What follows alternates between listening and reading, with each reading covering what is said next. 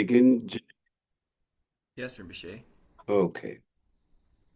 Good morning, everyone. Good morning.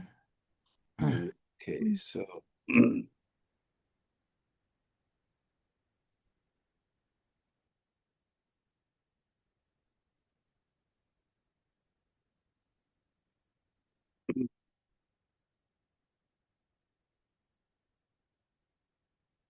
we begin with the first supplication to Buddhas and Bodhisattvas. And today is full moon, very special day. It's a day when called Sojong Day. So means heal. Jong means to purify. And what do we heal and purify? We reflect on our mind that if there is anything that we need to repair, such as our transgression, our negative conduct, so it's like a confession, and at the same time, it's like repairing and reflecting on those and closing the door of negativity on three doors: body, speech, and mind. So it's a day of Sojong. Monks renew their vows. Laymen and women, practitioner, they also renew their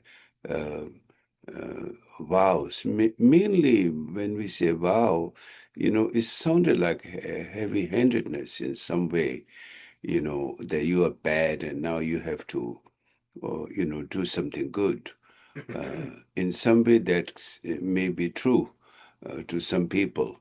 But we all have afflictions. So on that level, we need to work on, recognize our affliction. And as long as we live under the influence of affliction, there will be continuous problem and suffering in our life, and continuously, not this lifetime, but future lives. So therefore, there's a danger to that if we don't repair and we don't mend those. So therefore, it's called Sojong. And the full moon is considered a powerful day that everything multiplies into 1,000 times, whether we do good or whether we do bad. So therefore, it's an important day to do Sojong. Soa means to heal or repair, and Jong means to purify.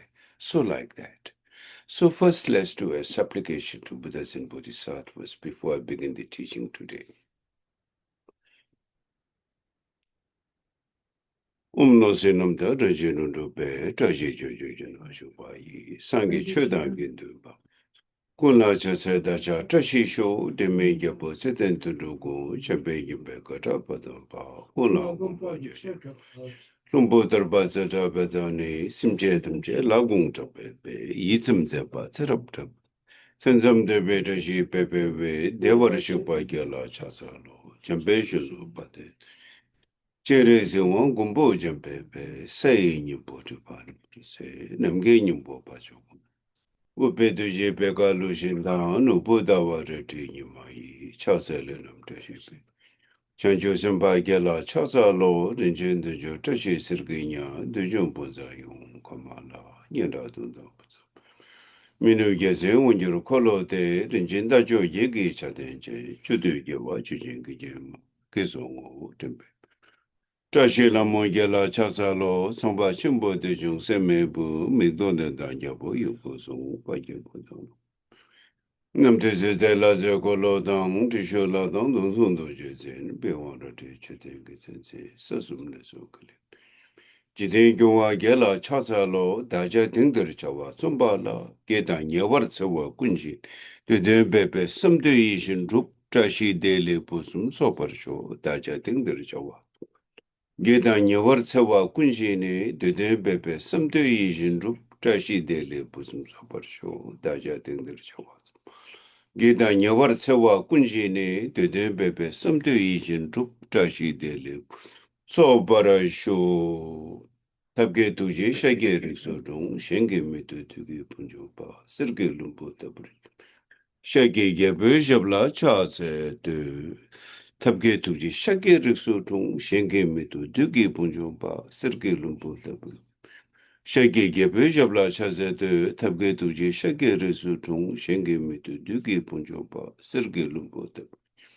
Shage gebe jabla chaze de kansi. Zidenki. Jumnende para gumbo jidin jamba yana cha tolo kangilo dimi dindin tanam tarasebe chingi digo chidi zini gato wale bose gata sebe sara mara mudedo. Tozogo na pujik tazi yana tojo yingden sung ruda chiro nyomo nyino lega chiro de ching mara musede uri nyongo chingi chidarat. Dene taji saji torte yingden se kyase tebe go chira chiro chungi nyino talo musi jampari yangla de mara pasanade, mara pasanade, mara pasanade, mara pasanade. Marapazanadi, Marapazanadi, Marapazanadi, Marapazanadi, Marapazanadi, Marapazanadi. Chazewa the Chujing Shabatang, Jesuiran, Kujing Sowai, Gewachung Zedaga Jesabat. Chazewa the Chujing Shabatang, Jesuiran, Kujing Sowai, Gewachung Zed. Tam Jesobe Chanju Chimburgo, Chazewa the Chujing Shabatang, Jesuiran, Kujing Sowai, Gewachung Zed. Tam Jesobe Chanju Chimburgo, Sidenki, Kerabozerki, Dalutimu Barabsen, Kadan the Juchun. Lord Pepe Nawazaldus. Good morning. So today I thought to explain a little bit on the difference of Sutra and Tantra.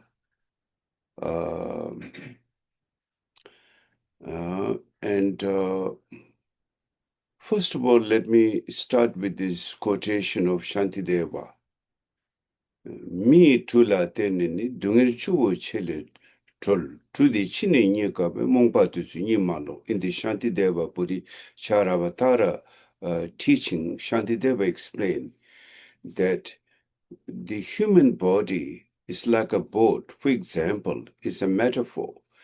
Without a boat, you cannot cross the river or ocean. Same thing, without a human body, we cannot cross the ocean of samsara. So therefore, this boat is a very precious boat, or this vehicle, human vehicle, body is a very special vehicle, like a boat. So therefore, do not sleep, O ignorant one. That's what Shantideva said. And further, there's other quotation. Taljudene Shindunya Proka, Kibutun Toparigupala. This precious human rebirth is extremely difficult to achieve. It's rare. In order to achieve greatness, do not waste and make the full usefulness. So there are many teachings in sutras and tantras explaining about that this precious human rebirth we have, men and women, it's like a gem. When you have a gem, then it will solve all your sufferings, your poverty. Likewise, this gem can take you out of the ocean of suffering, go beyond ocean of suffering, across the ocean of samsara. It can only be possible with this human body, precious human body. Without that, without relying on a precious human body, it's not possible with other vehicles.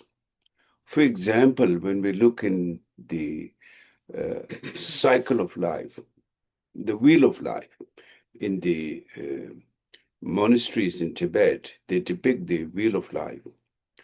In that wheel of life, there's 6 realms. God's realm, demigods, human realm, which are the 3 upper realms. Then animals, hungry ghosts, and hell realm, 3 lower realms. So when we reflect the qualities, the endowment qualities which each realm have, Like God's realm, we are not talking about Judeo-Christian God here particularly. We are talking about a existence of very high level of gods. Like I think something similar in the ancient Greek tradition, the Zeus, uh, those are from the God's realm. For example, the 7 days, the Zeus and Jupiter and all those things are still practiced.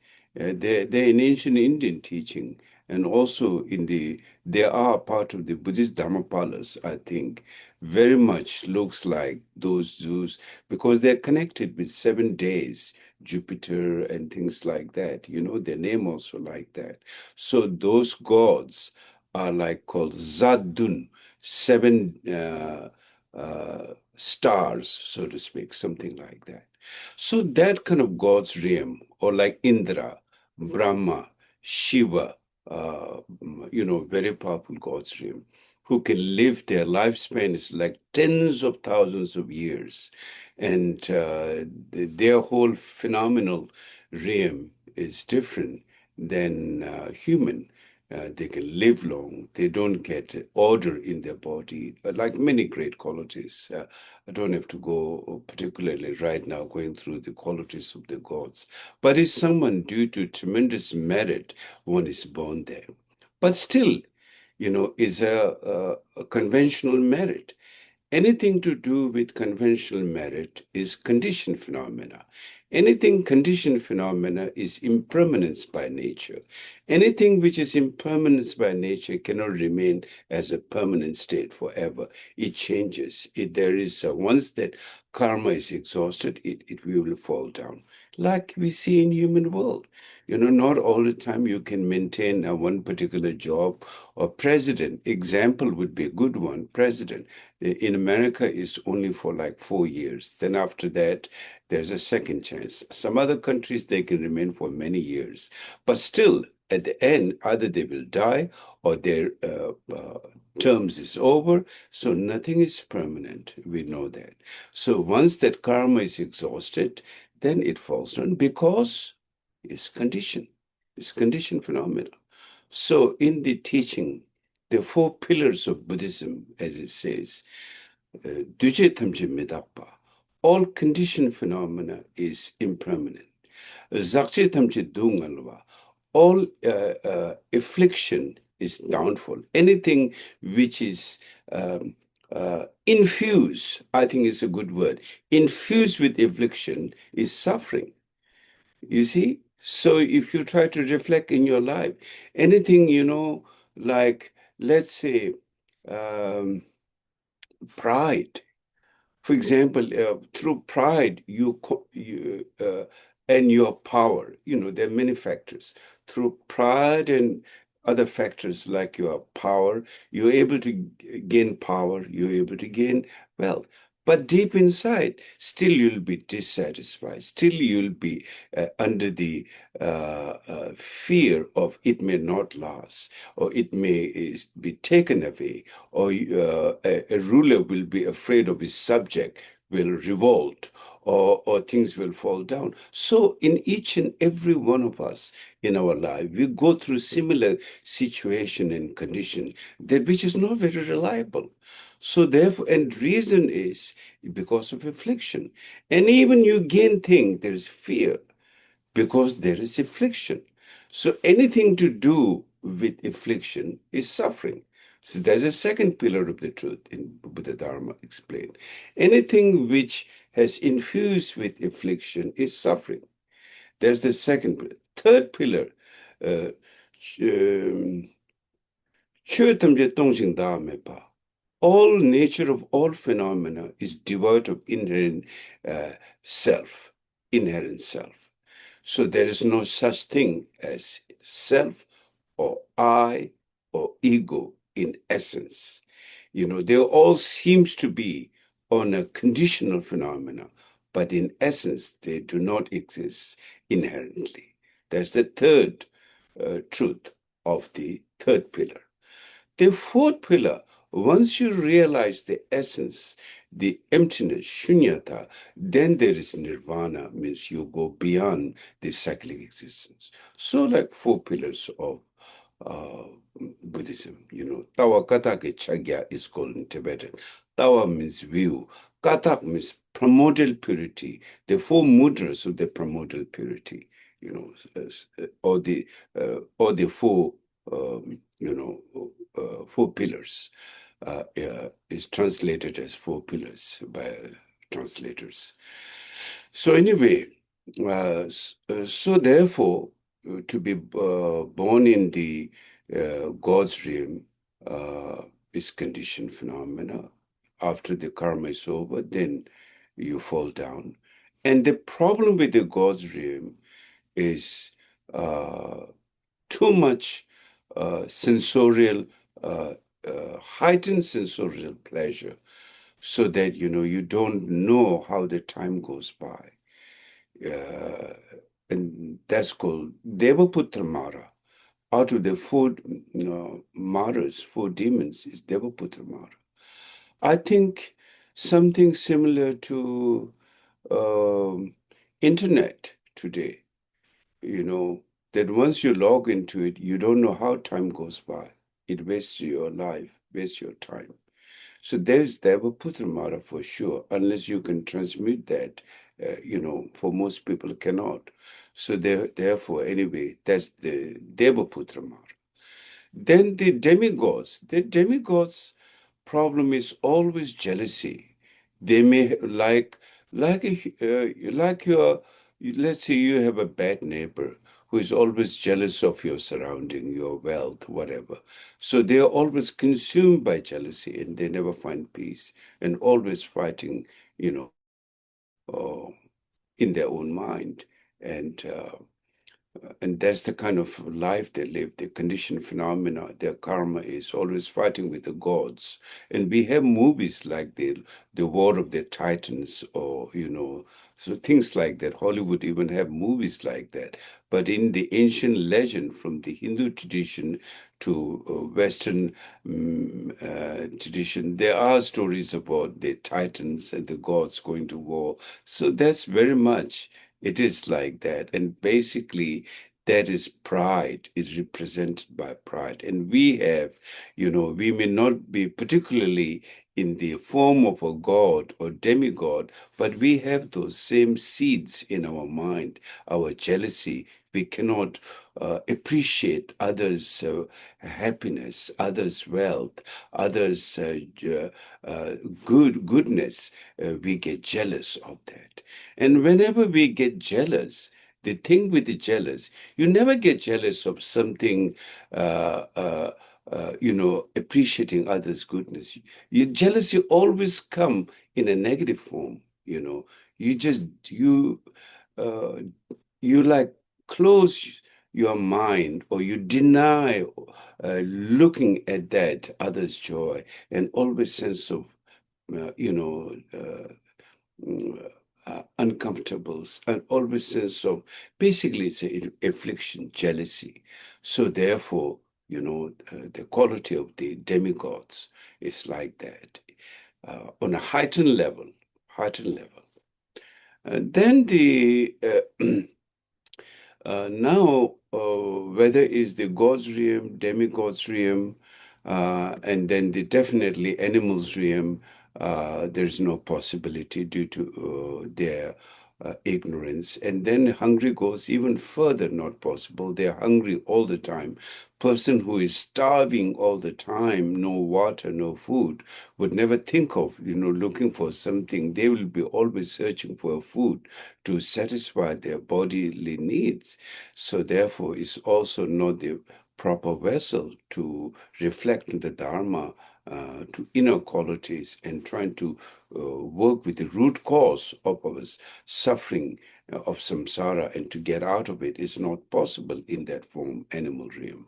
No matter how good your pet is, your dog, your cats, how much you love, you can, love them. They will wag their tails and this and that, but you teach them bodhicitta, let's do a tonglen together, it's not going to resonate them. If you show them a bone, that will deeper resonate. That's it. It's very short-sighted, very limited. And sometimes we human beings are also like that, we are short-sighted. Instead of looking deeper into what's happening, we don't look at that. We just look temporal, sensorial satisfaction. That's it. We don't go beyond that. So we also have all those problems. And then hell realm, of course, no question of that. If you're burning all the time, or if you're in cold ice all the time, hot, cold, hot hell realms, cold hell realm, it's not possible also. No way. So the most perfect condition is human rebirth now. Human, um, due to many factors, which we will go today later during the when I try to explain. But the factor is that we probably, at the most we may probably live like 90 or 100 years, and that's 100 years. There are few people, but most people about 80, 90 years. That's our lifespan. So during that time, we know that we have a limited time. And we don't have time to just squander, I will sleep for 50 years, then I will, then I will start thinking about what to do. We don't have that. We don't have that choice. We know that there's a sense of panic that I have limited time. So whatever I need to do, I need to achieve. Even ordinary people, okay, I will work hard, I will leave something for my children and their grandchildren, and then, my life is over. So there is a sense of urgency. There's a sense of urgency.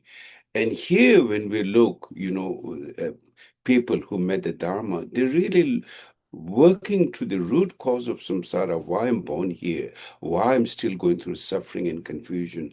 I need to end this. So there's a sense of urgency. I better do it now. I should not waste even a single day, and even if I don't have the whole day to practice, but at least like a session of practice a day or two a day. That is vitally important. And if I don't do this, then once I lose this human vehicle, then it's not going to come back. And then I may wonder, with again my collective negative karma. You can, how can you say, oh, how do you know I have negative karma? Just look at now. Look at your mind now. Do you have jealousy? Do you have anger? Do you have attachment? Do you have, if someone do something that you think bad, do you have patience? Do you really able to take a slap from one cheek and then raise the other cheek? No. Today people can't even tolerate. If someone says bad, people say defamation, right? Court case. You can take someone in the court called a defamation case. Like that kind of mindset we live. Forget about patience, forget about tolerance, forget about forgiveness. Those are rare commodity in our life. We have a lot of other side of those opposite commodities. So how can one achieve enlightenment? Enlightenment, forget. Even to get a precious human rebirth will be difficult in next lifetime. So therefore, precious human rebirth is cause and condition, and those cause and conditions are being met with tremendous positive merit and strength and compassion and resilience and perseverance and patience. Those qualities what make us have a precious human rebirth. And by the way, not every human being is called precious human rebirth. The general precious, general human being, their life is precious. I mean, all lives are precious. We try to protect, according to Buddha Dharma. All have, want happiness. They don't want suffering. We try to protect. We try to save them. We try to, do our best. But not everyone become precious. The word precious is someone who have really instilled bodhicitta mind, and someone who have, have the 18 qualities, and you can read those 18 qualities. Is today, is not a time for, I don't have the time to explain, but you can read the words of my perfect teacher, and it's also his on Dujum Rinpoche, Ngondo commentary. There's what is 18 kinds of precious human rebirth, So therefore, now when we have the Dharma, then we have bodhicitta. We have at least an eye open. What is right? What's wrong? What is the right view? What's the wrong view? Then, through that perfect view, then you are able to achieve a state that you can go beyond the cyclic existence of samsara. That is the vehicle which is called precious human vehicle or precious human rebirth. Otherwise, if we just squander our life, let's say you don't do your, you don't, in just one English word, you don't uphold your basic sanity, you're engaging in insanity, whether it's drugs, alcohol, wasting your life. It's not precious human rebirth. It's a mere human rebirth. And so you don't achieve anything. In fact, you're collecting more pollution on it. So therefore, each and every being should be kind to themselves. You have to be your own teacher. Your outside Lama teacher is just a relative teacher. Finally, it's up to you how you guide your life. It's you. There's a saying in the Western way, you can take the horse to the water, but it's up to the horse whether the horse drink the water or not. You can't force the horse to drink water. So I can explain to you, but you need to do the Dharma practice by yourself. How diligently you do or how not diligently you do is your choice, your decision. So you need to reflect deeply that do I really need to make,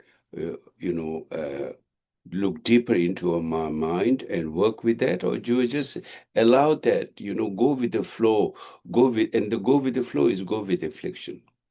That's it. So choice is either affliction or just bring your mind to your control and see things clearly and work with that. That's what it is. So therefore, this precious human rebirth is very, very special. And once we met the Dharma, is really finding the gem.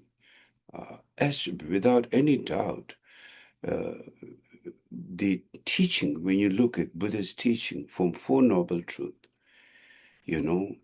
what is there when you put through critical analysis, like putting through Marxism analysis, each and every word that Buddha said makes sense logically and resonate with our mind and resonate with our heart and resonate with our aspiration.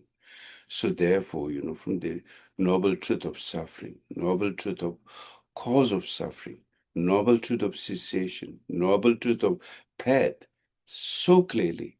And that Four Noble Truth goes from the very Hinayana level all the way to the Dzogchen level.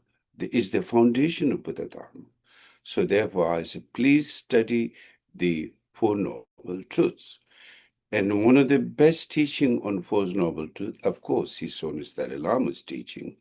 And there's great translator, Geshe Jimba, who translated the Four Noble Truths when His Holiness Dalai Lama was giving a Four Noble Truths. You can find on YouTube and listen to that.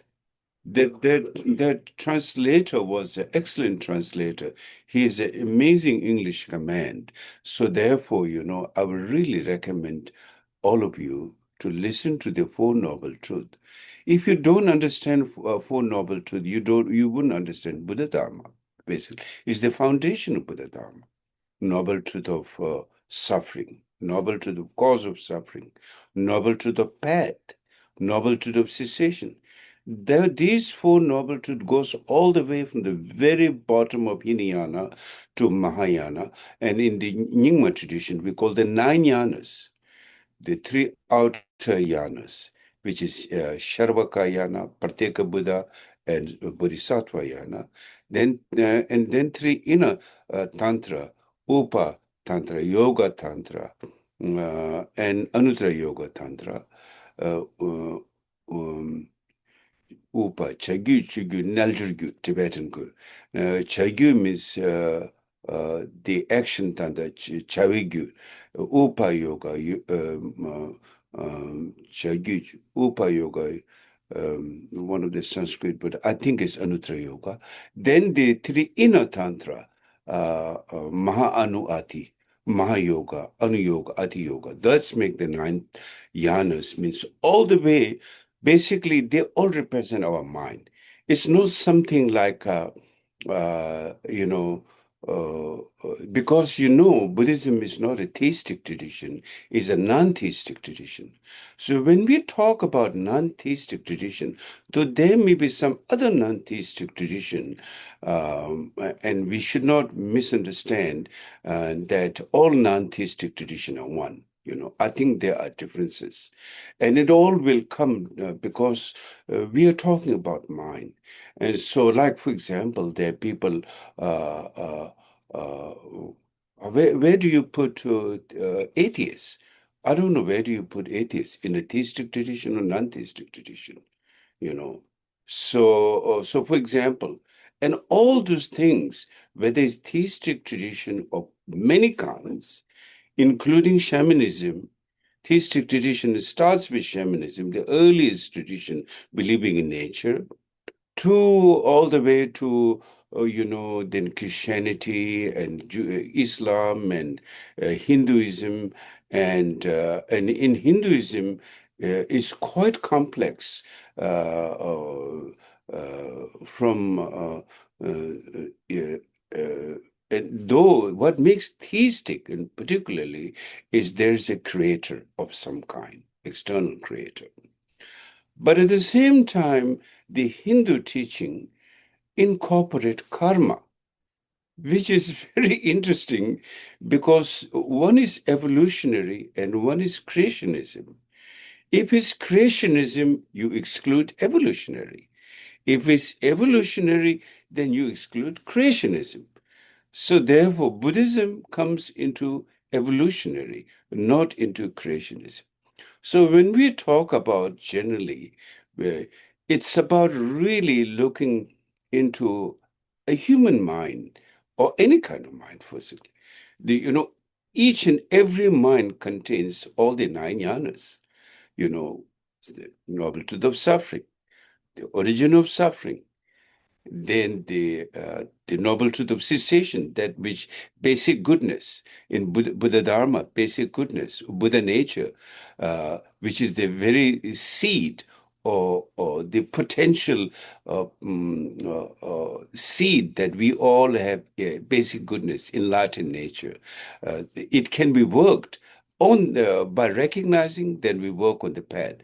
So this seed is basically going through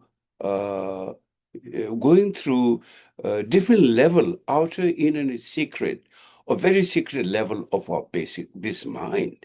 The 9 yana is basically a different state of your mind. It's not something outside in the non-theistic tradition of Buddha Dharma. Don't think that, okay, there is something Nyingma, some particularly tradition that Guru Rinpoche brought. Yes, it is. Guru Rinpoche give the teaching. But Guru Rinpoche give the teaching what's in our mind, not something, that this is Padmasambhava's mind, this is Buddha mind, and now you just follow that. No, it doesn't work like that in non-theistic tradition. Then the foundation, if something outside, it becomes theistic. That's not what Buddha Dharma is talking about. It's the whole 9 yanas, is your 9 yana of your mind, basically. There's no 9 yana outside. 9 yana is within your mind. So therefore, whether it's the Hinayana, Hina means small. The very word Hina means small, Yana means vehicle, means who thinks of oneself. There are people who cannot think of others, who just very much focus to themselves and work with their mind in a small approach towards spirituality. They begin with, that's called Hinayana, one who follows that yana. Then Maha means great. That's compassion, the great compassion. The two kinds of compassion, conventional compassion and absolute compassion. Aspiring compassion, entering compassion. Conventional compassion, unconventional. There are many, again, going through on many levels. So basically, all those things is also in your mind. Then Kriya Tantra, Upa Tantra. Yeah, the earlier word I missed. Kriya Tantra, Upa Tantra, Yoga Tantra. That's also in your mind. Then Maha, Anu, and Ati. That's also in your mind. Your mind uphold all those enlightened qualities, just like your mind also contains the seed of the impure six realms, to be born in God's realm, the pride, the jealousy of the demigods, it says the humans have doubt, the doubt of the humans, then the ignorance of the animal, and the greed. Those who are very stingy, very greed, they can be born. When that greed becomes fully matured, then one is born into hungry ghost. And then anger, then one can be born in the hell realm. So all the seeds is there also. There's no hell outside, it's in your dream. For example, last night, whatever you dream, you may have dreamed New York, but there was no New York outside. Usually it was in your mind last night, So the samsara is manifestation of your mind. So like that, the all nine yanas are in you. So that's important in a non-theistic tradition to understand. That's how it begins. Compassion is also your mind, or aggression of that is also your mind. If you work to eliminate the aggression, then you can have compassion. That's also in your mind. It's not given by God. The compassion is not given by God, or no, the anger is given by Satan. They're both your mind. According to the higher Tantra teaching, Dzogchen, calling the nature of the mind, you take the three poison on the path, taking aggression on the path, taking desire on the path, and transmuting those energy. For example, furthermore, in the Dzogchen, higher Mahamudra and Dzogchen teaching, it explains directly the nature of the mind. In introducing directly the nature of the mind, afflictions are wisdom. There is a word called afflictions of wisdom. So then you wonder, what's that mean? Affliction is the wisdom, affliction of the wisdom. Then there is no need to practice. We don't need to hear Dharma. Everyone has affliction. Then, let's just, so the problem is solved. But that's not how it is. It's not that affliction is wisdom. The essence of affliction is wisdom. That's what it meant. Now, this is very profound. This is in the non-theistic tradition, we begin to discover this. This is not a talk about theistic tradition, And what that means, from when we study the middle path view of the sutra, in the middle path view of the sutra, it explains that all phenomena is interdependent, whether form, colors, feeling, perceptions, the whole thing is interdependent. To say that they are independent is ignorant, because they're interdependent. Many factors, cause and condition comes together. That's what is called interdependent. That's how our life function. Our emotions is also related with interdependent, inner interdependent, outer interdependent. Mountain, trees, ocean, valleys are outer interdependent. Inner interdependent is our emotions. And then there is secret interdependence. For example, in the Mahayana Sutra teaching, it explained in that way. which resonates very easily to us. We can relate to that. Like that's where the quantum physics theory or scientific theory, Dharma can go along with the science, you know. That's why one time the question was asked, I think His Holiness Dalai Lama's, he mentioned some of his, I think, Christian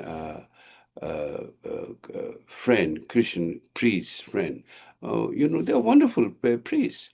They're trying to practice their own tradition, compassion. Wonderful. There's nothing wrong with it. That's wonderful.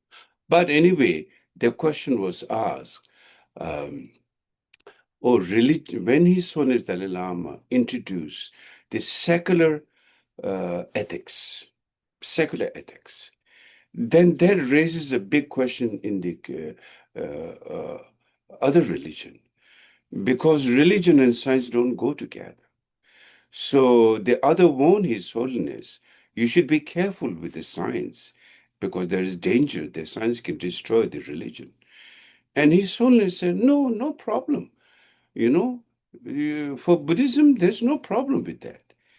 Because Buddhism, if you look at from the outer level of Buddhist teaching of Four Noble Truth, then inner level and secret level, Buddhism based on reality. How Buddhism came in terms of its non-theistic religion, non-theistic tradition, or the view of non-theistic, it's based on reality. It's not based on because Buddha said so. It has nothing to do with what Buddha said so. In fact, in the Buddhist teaching, Buddha said, do not follow because I said so. Analyze and check, like you will check a pure gold. If you want, somebody wants to buy a gold, they will check whether it's a pure gold or fake gold. Likewise, once you check, analyze, if you see the truth, then follow. Otherwise, you don't follow because I said so. Buddha said that. So given that freedom, I should say, or given that openness to check and analyze the Dharma, in Buddhist teaching, one analyzes every word of what Buddha says. It's not that, Buddha said so, so therefore I follow. There may be, people, but generally he gave from the very beginning, Buddha has nothing to fear, nothing to hide, and that was the proclamation of the lion's roar. For example, when the lions roar in the jungle, then all the other small animals get scared. Like that, the truth, when it speaks, Buddha has nothing to hide, nothing to fear. So he said, check it, analyze, like you will check the gold. Then if you think it's right, follow me. Not because I said so. That's what Buddha said. And now that's because it's non-theistic tradition. That things begin within our mind, not coming from outside. You can only analyze something that which, when you look deeper into your mind, then you can resonate. But if you just follow, my tradition, my father believed that, and my grandfather believed that, and grandfather believed that, and maybe, your in order to look at the very fundamental, your DNA, goes to billions of years, and how many different teachings we have changed. As far as Christianity is concerned, Christianity is newer religion. It started after Buddhism, and then Islam came even afterwards. And the Judaism came earlier than that. And before that was, Vedas. And the Buddhism was, if you look at the past Buddhas, then it goes all the way back to like thousands of years. Or as far as Shakyamuni Buddha is concerned, there's a date that you can look. I'm not very good with centuries. What Buddha came in, second, first 80, whatever. Anyway, thousands, few thousand years, I guess. I'm not good with, but whatever it is, whether it's few thousand years or 1 year or like one day, whatever the time frame, doesn't matter. You look into what Buddha is talking, analyze that. So therefore, the whole viewpoint of Buddhism came from non-theistic. There is no external creator, your mind. And so therefore, now studying the mind reality and body reality. Those are the whole thing, or objective reality and subjective reality. That includes everything. That when you can see the essence of objective reality and subjective reality, that it would go from the past billions of years to the present day to the future years. Reality is reality. You cannot like say a subjective reality was different like billions of years ago. And objective reality is different billions of years ago. Today is different. It's not like that. That's why the scientists trying to discover objective reality and subjective. Of course, right now they have not gone that advanced. They're on a very early stage of subjective. Now, what is known as consciousness, there is something different than the brain. Before, the science was saying brain is everything, brain is the thinker, brain is this. Now they begin to understand there may be something slightly different than the what is called as mind, something which rules, not that the brain is the thinker, but something slightly different. So begin to understand as one goes deeper. So anyway, so that's like the external. I just want to explain generally. Now today, what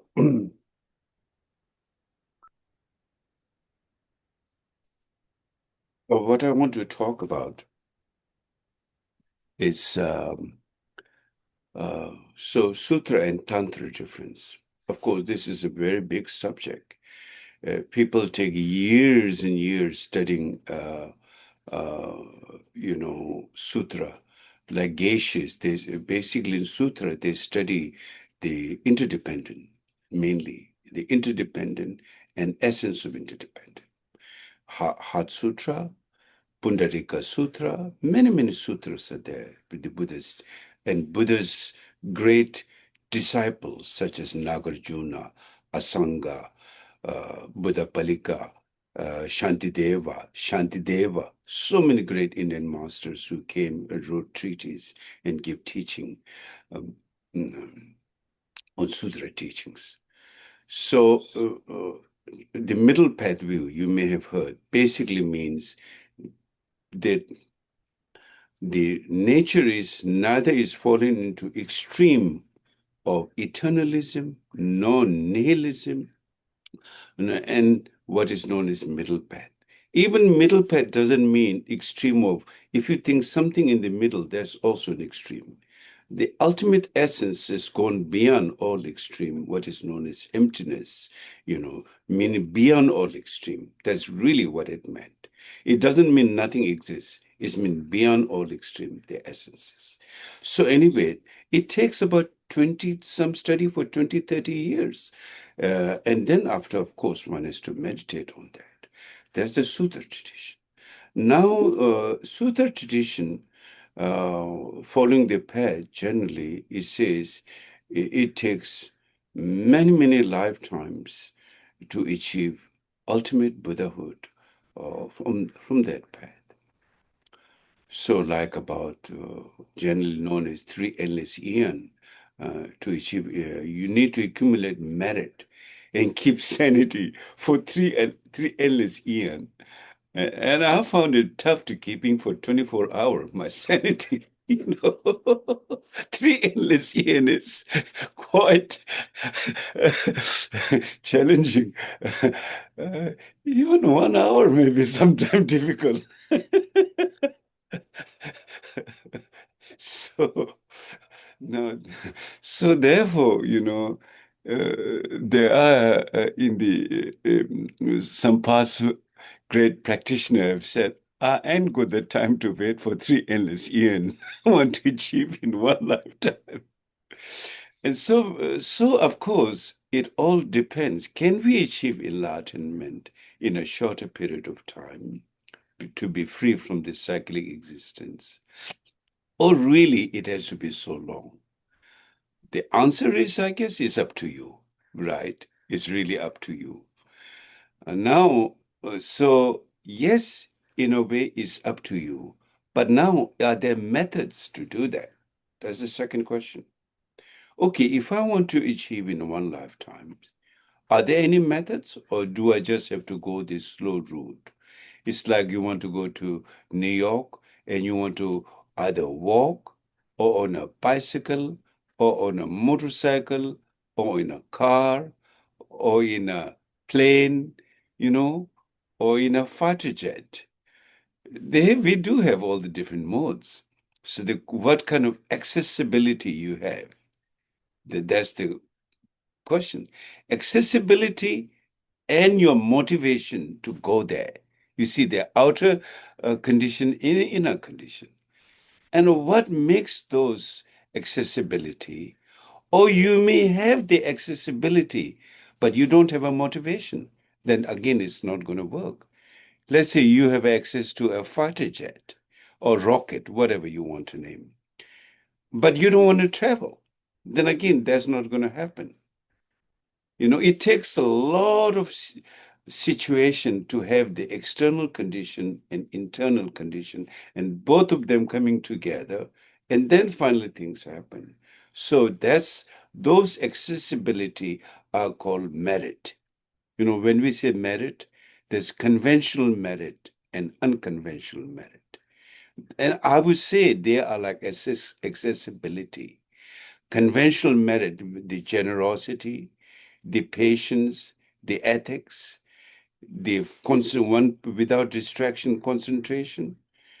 And of course, not the six paramita, or not the paramita, but just generosity alone doesn't make paramita. Ethics alone doesn't make paramita. But paramita means gone beyond. Six paramita, generosity paramita, ethics paramita, patience paramita, samadhi paramita, prajna paramita. The word paramita means seeing the essence of reality. And then if you see the essence of reality in union, in conjunction with that condition infused with unconditioned nature, then it become part of the all-powerful, most powerful energy.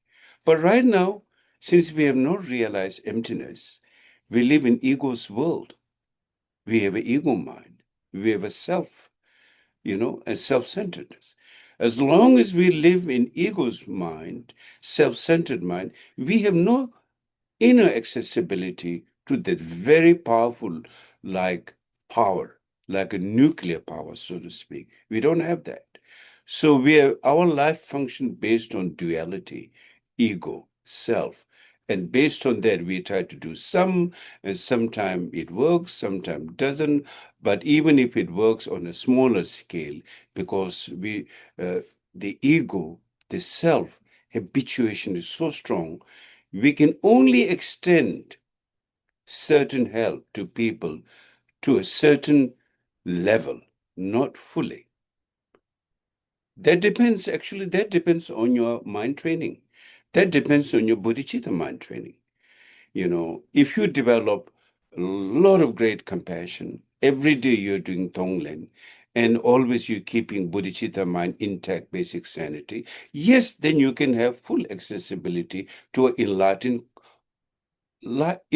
quality. But since our mind, our life, is main projector is ego, so always, what's there for me? What do I get from this? What's in it for me? I think, what President Kennedy said, I heard this, think what you can do for your country, think not what you do for yourself. Something like that. It's a small kind of explanation. So we always think, what's there for me? Always. This me, I, self is always we are habituated so strong. We cannot think beyond that.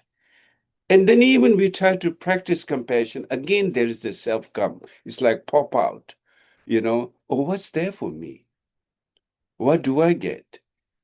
And so we live in that mindset. And that mindset is the ego's world. And that mindset is samsara. You're spinning in that mindset. We need to recognize that. As long as we don't work against that, we find a antidote to that. Whatever whether it's Hinayana way of antidote, Mahayana way of antidote, Vajrayana way of as long as we don't find an antidote, we will always end up with pollution, impurities.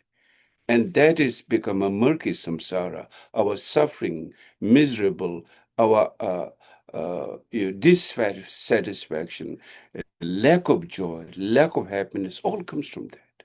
So therefore, you can imagine how, this self is a big problem. We need to work with that. So therefore, in the sutra way, the practice of paramita, general, by those practice, working hard, maintaining mindfulness, that's where the practice of mindfulness comes. And then we can work it out. Not only we can work it out, we can go beyond that. Now, what makes the proof that we can go beyond that? What makes the logical conclusion that we can go beyond that? Because the ego doesn't exist in essence. Just like we are trapped in our dream, thinking everything is so real, and we get so into it. Likewise, when you wake up, none of them are there. Same thing, ego's mind is like that. It's a relative phenomena. It's not absolute truth. It's relative truth. Yes, truth there is, you can get harm and hurt in your dream, even it's not there at all, but seems like that. So all relative phenomena is called seemingly phenomena. There's nothing absoluteness in there. It's a seemingly phenomena. Therefore, it's called relative or conventional. That's the understanding in the Buddhist teaching. Conventional, meaning of relative, is a seemingly phenomena. Good is a seemingly phenomena. Bad is a seemingly phenomena. There's nothing like absolute badness, because they do not exist inherently. When you look through the nature of interdependent teaching, which I've in the past explained many times, interdependent, there's no inherent nature. They changes, they revolve. The very word revolve means not staying at one place. They keeps moving, they keep changing phase, and therefore our perception changing. How you look at it in the morning, how you look afternoon, how you look in the evening, they changes. Because it's not permanent. It doesn't exist inherently. Emotion changes. You may have an anger. Your anger will finally let go. Even not today, tomorrow, but after 20 years, then you forget, you forgive. Then you say, okay, at that time I have a big court fighting. I've fought, my ancestor fought, they were murdered and killed and all this. But now, I let go. For example, all kinds of situations like that. So it wears out at some point, but the seed still remain. When that seed is the three poison, ignorance, anger, and attachment, desire, they still remain. You can remove its residue, but to remove the very root cause affliction, you need to realize emptiness, no self. Only that mind can purify the root cause. The others cannot purify the root cause. They can subdue that. For example, when you have a lot of anger, you don't have a desire, or you don't have compassion at that time. And when you have a compassion or desire, you don't have anger. They don't come together at the same time. That doesn't mean the other one is not existing. Other one is there as far as potential. The seed is there, but it's not happening at that moment. But that doesn't mean that, you've eliminated the root cause. To root cause elimination, you need to realize emptiness. What that tells, the reality, absolute ultimate reality or absolute reality is basic sanity, means devoid of any pollutant mind, duality. Devoid of that is the enlightened awareness. That's where we're all trying to get there, like that. So anyway, so now today what I like to explain is particularly on the Tantra level, now Vajrayana, or the earlier we talk about Maha Anu and Ati, the three inner yanas of the Nyingma tradition, Padmasambhava's tradition, that he brought the very core of what's in our mind. And he showed method how to realize our awareness through those very secret core of our mind or our awareness. And so therefore, through that understanding, that accessibility to those method is called the Tantra practice or Vajrayana practice. This soup bed, instead of waiting for 3 endless years, then is soup bed. In there, there's a Maha-yoga, the difference of the Sutra and Tantra. Sutra is based on, the method is used on impure mind, working with the impure mind. And Tantra is working with the pure mind, such as the understanding of the deity, which like when you do like Kirim practice of our Lokeshvara, Manjushri,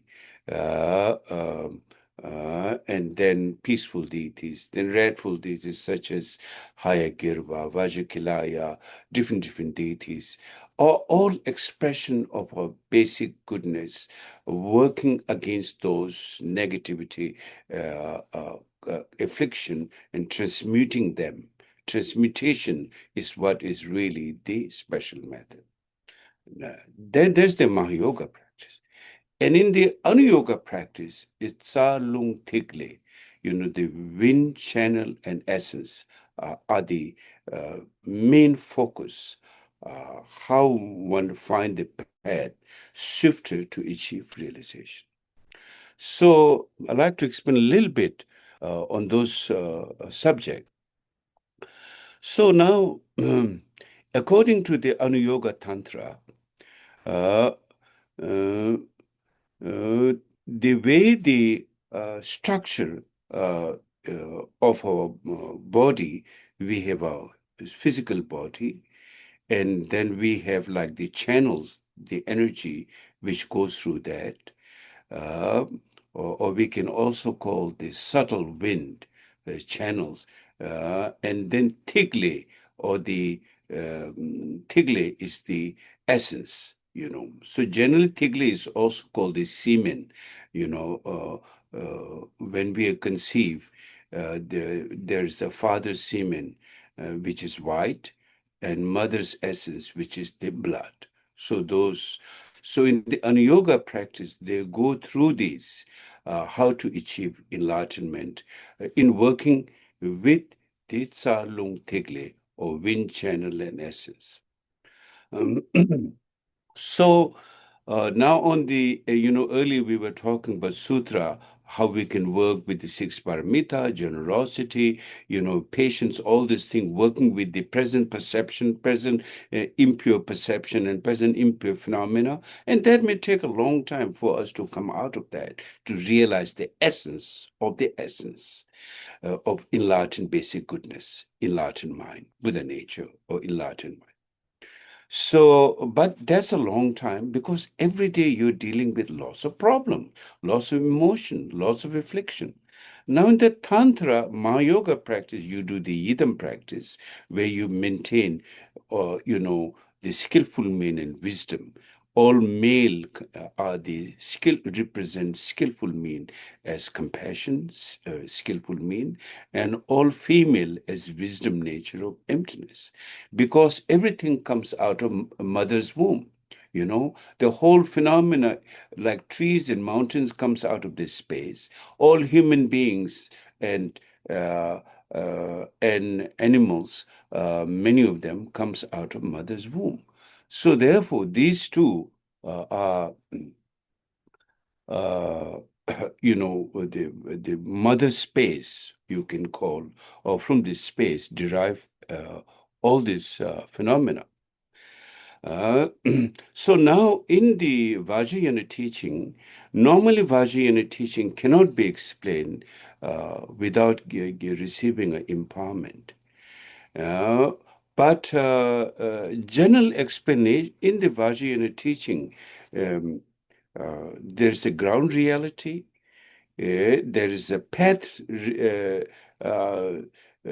ground reality on our body and mind, and then the progression of the path, and finally how to achieve the resultant level of enlightened state.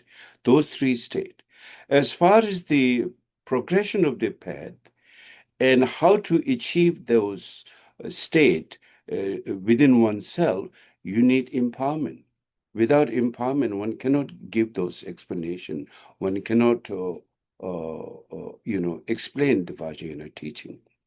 What can be explained in the Vajrayana teaching is a certain level of ground reality. It can be explained in the Vajrayana teaching. So therefore, it is said that the empowerment and pit instruction in the Vajrayana teaching. Empowerment is what matures the mind. The mind which is not matured is matured through empowerment. And then what needs to be the key to that, or the golden key, what would say, the key to that liberation comes from the direct instruction of the guru or the teacher to the disciple in introducing the nature of the mind. And that is the Vajrayana tradition, the direct introduction of the nature of the mind. In the Sutra tradition, it just generally explained, like, for example, the four stages which goes beyond all four extreme, and then 16 kinds of emptiness and 20 kinds of emptiness. When we read the Heart Sutra, we say outer emptiness, inner emptiness, no knows, there's no, there are all kinds of emptiness as explained in the sutra. But that's like, kind of vague. It is explanation, but it's a vague. Now, Vajrayana pinpoint the essence. That's what makes the Vajrayana so special, and particularly in the Tantra, and then in particular in the Mahamudra Dzogchen, explanation of our awareness. What is the essence? What is the awareness? What is enlightened mind? That is specifically introduced in the Vajrayana. And the way Vajrayana work, there are three levels of Vajrayana: Mahayoga practice, Anuyoga practice, Adi Yoga practice, Adi Yoga practice. So therefore, since today I'm not giving an empowerment, nor I'm particularly giving a pit instruction as such, though I'm explaining generally, so let's go through some of how the ground reality. When we talk about ground reality, there's a reality of the body and reality of the mind. So, and when we talk about the reality of the body, then there is a gross body, subtle body, and an extremely subtle body. That's how it's understood in the, this is mainly in the Anuyoga Tantra, how it is understood. So gross body is our flesh and bones, this body, what we can relate to, see that this body is the gross body. Then the subtle body is our mental body. Like, for example, when a person is dead, they don't know they're dead. They will go and, try to talk to the people just like in that form, mental form. They have the mental form. Just like they would go think they're still alive. So therefore, we say try to maintain a body for 3.5 days, because not all bodies just leave out of it right away. It's generally conservatively like 3.5 days one should keep the body. So in that way, then the consciousness is left. But still, the body keeps, in the 49 days in the Bardo teaching, um, for 21 days, we still go through our habit and go subtle and subtle. And after 21 days, then it's pretty much over. I guess we say 49 days, but pretty much the decision is made after 21 days. So that's, I'm not going to go through the Bardo teaching particularly here right now. But so anyway, so subtle body, it's our mental body, our affliction, our perceptions, those are all subtle body. Then there is an extremely subtle body. So body has three parts: gross body, subtle body, and extremely subtle body. So now when we talk about, then there is the mind. So we can say, mind also have the gross mind and the subtle mind. So when we talk about the mind, so for example, if you think of, oh, I want to go to New York City, or I want to go to my mother's home today, or I want to go to my friends here right now in San Francisco. I want to go to downtown San Francisco, or people in Denver will think I want to go to downtown Denver, or wherever, or your friend place, any place, your mind goes there, right? Uh, Immediately your mind goes to that place, or my doctor's place, appointment, goes to his office, you see everything. So the mind goes. So when the mind goes, do you think your mind actually went there? Or your mind needs some mode of travel to get there? So according to the, Anuyoga Tantra, in the Anuttara Yoga Tantra, the mind needs a vehicle to get there. Mind itself doesn't go. Mind needs a vehicle, and that vehicle is called the wind. That mind rides on that wind. And so it's not the kind of wind that you put on a fan and you feel the wind is coming, or you're sitting next to the ocean and then the wind breezes. We're not talking about that kind of wind. A subtle body, a subtle body, uh, which is indivisible with our mind, the energy. It is an energy subtle wind that the mind rides on it, and that's how it moves straight wherever we think it's going. So, that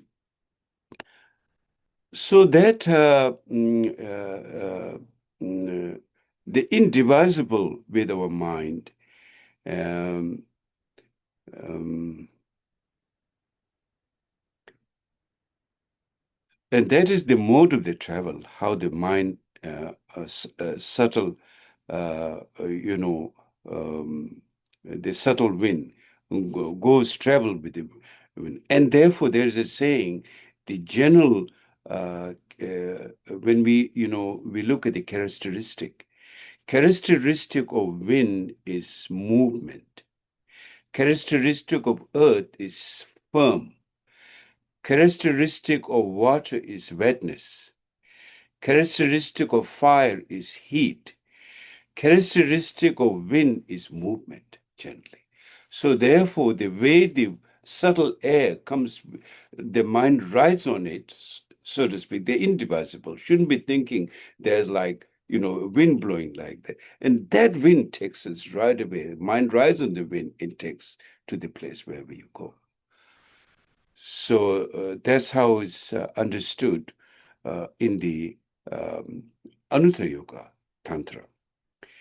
So now then, when we talk about the very, very subtle mind, that very, very subtle mind is the one that which travels from our past life to present life, and present life to future life, all the way from samsaric life to Buddhahood. The very essence is the one which the very, it travels. Now, of course, I think here is some something we need to study, and reflect. Then the question of soul, you see, question of soul. People say, oh, my soul goes from here to there. And Buddhism say there is no soul.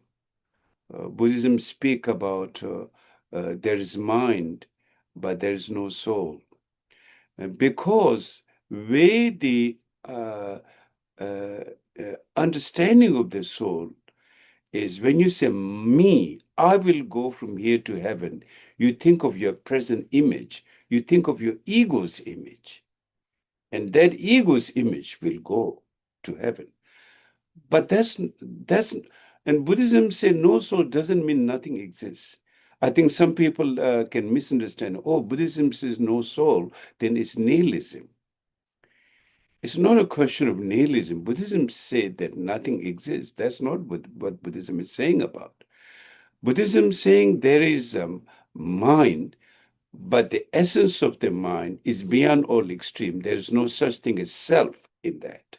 So there's really the question of self and no self. No self doesn't mean nothing exists. No self has, in fact, the three kayas nature. The Dharmakaya, Sambhogakaya, Nirmanakaya, three kayas nature.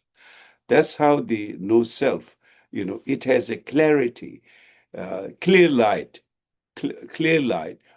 beyond all extreme. It's not like, when I die, I will go to heaven, I will meet my grandparents and my parents, and we will all join together like your physical body is going. This physical body, in fact, it'll be over. It'll be, buried in the ground, or it'll be cremated. It's over. The business is over. But this subtle awareness, subtle mind, that's what, moves from one life to the next, the very subtle one. So now when we talk about subtle mind, it's much more complex than simple like that. Because when we talk about mind essence is pure, is Buddha nature, clear light.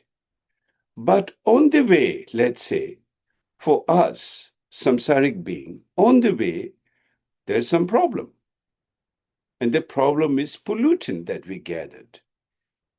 Let's say there's a water flowing and it's going through the land, and there is earth and mud, and then there's flood, and then the rocks and gravels, everything kind of mixed together. Now, that's not a pure water. There's a very muddy, pollutant water. So that's how those pollutants are the experience of six realms of samsara, what the mind experienced through. So therefore, we need to purify the cause of those pollutants, through the different jnanas practice, whatever one is following, whether it's Hinayana or Mahayana, Vajrayana practice, to purifying the pollutant, is then we can finally come to our essence of enlightened state, the clear light. So therefore, so we need to separate the pollutant mind and unpollutant mind, or the gross mind and gross wind, and then the pure mind and pure essence wind or subtle wind. It is this subtle wind, in the Anuttara Yoga Tantra explained, this subtle wind, when we achieve the full perfection of Buddha's body, it is this wind which manifest into the body, the very subtle wind. So also when we die, our gross conceptual thoughts and gross body is left behind. Basically our gross body and gross element, that is left behind. This gross body doesn't travel in our next life.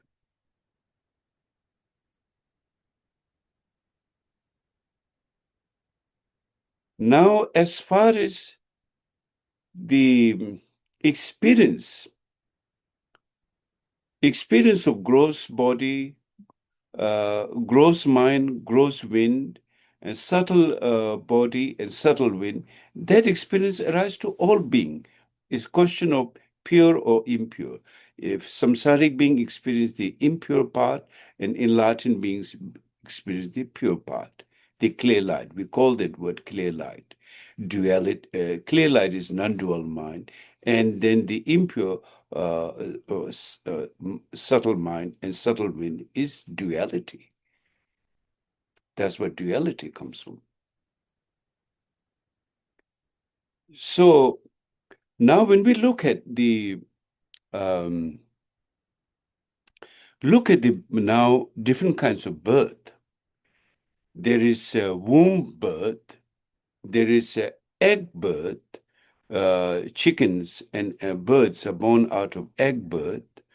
And then there is mosquitoes like that, in a humid place, born out of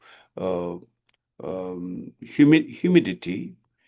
And then there's an instantaneous birth, Now, within these four births, all beings are born in these four kinds of birth. So human beings in particular, we are all humans and certain, as humans and many animals, except for the instantaneous mosquitoes. I think mosquitoes are born out of the moisture birth, but the human being in particular born out of the womb's birth, out of our mother.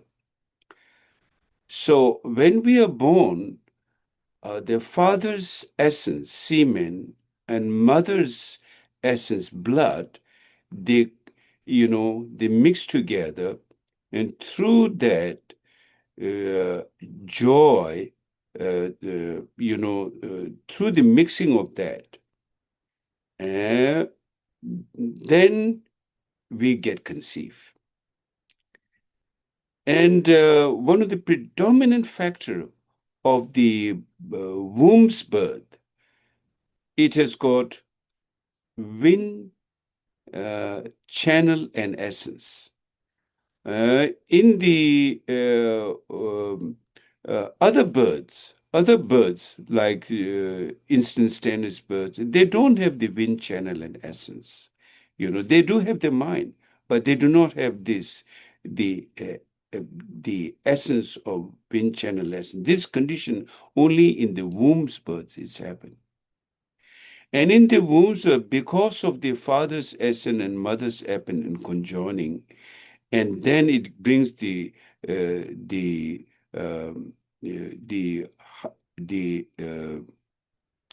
through union and through the union bliss, then one is able to conceive. And then when we get conceived, according to the Anuttara Yoga Tantra, there are 6 treasures that we receive from 3 from the father's semen and 3 from their mother's essence. And 3 from their father's semen comes our bone, and then what's the thing called? In the bone that we suck. Marrow. The marrow, the bone, and the essence, our essence, the men's have the essence. Those 3 comes out of from their father's, they're called the 3 treasures from their father. And then there are 3 treasures from their mother. 3 treasures from their mother is our skin, our flesh, and our blood.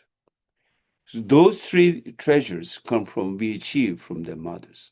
So 3 white treasure and 3 red treasures. 3 white treasure derived from their father, 3 red treasure derived from their mother.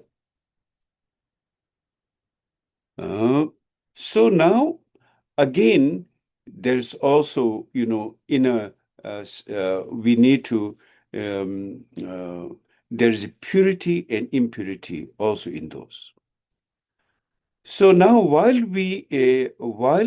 before we enter into the womb of our mother, the only business of the Bardo being is always searching for a place to dwell, which is our mother's womb. So we are always searching, like billions of beings are there trying to enter a father and mother's while they're making love. And not everyone can conceive into that. Only those who have the particular karma with that particular parents, only they can enter that. Not everyone can. So that's how our starting of this life begins with. Of course, there have been past life, but this, through being a Bardo being, and how we started is through our consciousness, like struggling to enter into that, and only those of their karma can enter into that womb. So then, in the words of my perfect teacher, you can see, and also scientific explanation there are, at the beginning, we build up like a jello, ways after conception. And then gradually, our bodies get grown up, and then we get into shape of a whole human being. Now, out of the 3, from our father's essence, which again there are, there are 3 stages in the father's essence: the pure, first grade pure, second grade pure, and third grade pure. And then from the mother's essence too, also first grade purity, second grade purity, third grade purity. From the father's essence, which is remain in the chakra above in our head, it gives all our physical strength. And that's and from the mother's essence, which comes in the navel, the essence remain in the navel, it gives all our heat. So, for example, when Tumu practice is done, like 6 yogas of Naropa, or in the Dujum Terser is done through Vajikilaya practice, so when one goes through the 6 yogas, whether it's Naropa's tradition or whether it's in the Nyingma tradition, many Nyingma tradition have their practice of Anutta Yoga Tantra practice, such as, Payul have their own tradition, Nyingtik have tradition, and Tersar have tradition. So then all our heat comes from this mother's essence, the pure essence navel. And when they do the Tumu practice, it builds up the heat. Like in the Himalaya region, even Hindus have their practice of Tumu practice. They can remain in the snow for like just wearing barely anything. And one time His Holiness Dalai Lama gave permission to, I think, Harvard University or somewhere, this Gegen Khyentse in Manali. He's a great yogi of the Drupakagyu lineage, who is trained in the 6 yogas of Naropa. And then Gegen Khyentse was given permission by His Holiness to show that. Normally, these are tantric practice. You cannot display that. You cannot show this. It's just for your own practice. I know Gegen Khyentse. I met Gegen Khyentse. I even know his disciple who have done those practice. So, you must have seen, and maybe today in YouTube, there are so many things you can, they wrap up in the middle of the December cold winter in the Himalayas. I'm not talking in Southern California, in the Himalayas, so cold, they dip the bed sheet, so to speak, in the cold water and wrap it around themselves. And when they wrap that, they can, through the tumu heat, building from their fire, from the navel chakra energy, they can dry bed sheet. Some of very good ones can dry 3 bed sheet in one night. 3 bed sheet in the middle, and they have to sleep in the eyes. They can melt these eyes. So those qualities come from the mother's essence, from the navel chakra. So father's essence gives our physical strength, purity, and mother's essence gives all our heat in our body. So also, this in the Bardo teaching, when there is dissolution things happen, and when we die, then, father's essence melt down, mother's essence melt up, and when it meets in the heart center, then there's a blackout, and that's when your consciousness is gone. You get kind of like blackout for most people. And at that time, for yogis and yoginis, enlightened ones, those who've done practice in this lifetime, they realize clear light and they find liberation at that moment. So the essence is, how it is, remains the Father's essence on our head, in our chakras up, and Mother's essence in the navel chakra. So now one of the things, special thing of in the Anuttara Yoga Tantra, one works with the wind, channel, and essence. That's the predominant factor how one brings the mind. And since the mind travels, earlier we were talking about mind travel, like the vehicle is the wind. Mind rides on the wheel, as it's explained, rides on the wheel, and wherever you think, it goes there through the wind, subtle energy body, subtle energy wind. And that's where you experience, you reach there and you engage, like that. Now, those who are highly trained, we heard astral travel, and instantly they can get there through all this miraculous power. Is they're using the subtle body, subtle wind, this subtle wind traveling with that, with our thoughts and mind. So anyway, now in the practice of Anuttara Yoga Tantra, the 3 channels. There's the central channel, and then there's Roma and Kangma. So right now, our chakras, the Brahma chakra, the Dimba Longshugi Kolo, Yinga Chugi Kolo, Tibense,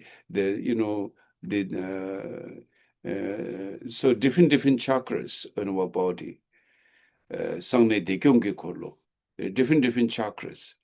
So different chakras where it's our energy manifests these subtle mind and subtle wind, or again there are like differentiation of pure and less pure and very gross level.